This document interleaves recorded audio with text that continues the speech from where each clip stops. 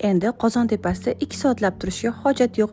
Duxovkada shunaqa ham sochli va mazali bo'lgan tabaka retsepti bilan keldim. Kefir yoki qatiqqa soya, yog', uksus va pripravalarimizni solamiz. 2-3 dona chesnokni ham maydalab cho'rka qilib yaxshilab massamizni aralashtiramiz. Do'mboqqina tovuqlarimizni olib, kerak emas joylarini kesib olib tashlaymiz. Xuddi videoda ko'rsatilgandek qilib oralarini ham kesib, shunaqa cho'pli tiqib olamiz. Ichiga yana ham sochli bo'lib o'tishi uchun listimizga joylab oldim. Endi kartoshkalarimizni ham pare-pare to'g'rab, qolgan sousga aralashtirib, uni ham listga soldim va pomidorlar bilan xuddi shunaqa strechlab, yaxshilab atroflarini o'rab duxovkaga solib olamiz. Yumshoqqina bo'lib pishib chiqqandan keyin ustidagi folgasini olib, tepa qismini yoqib, qizartirib 20 daqiqada pishirib olamiz. Qarabsizki, xil-xil kartoshkalari ham pishgan, mazali tovuqimiz, tabakamiz tayyor. Bunaqa taom yaxshi-yu, list abdala bo'lishi yomon. Men doimgi yordamchim Aqua Magic'dan foydalandim. Aytganchi qizlar, Aqua Magic'dan yana bir yengillik, men nomimdan telefon qilib buyurtma bersangiz 50 ta odamga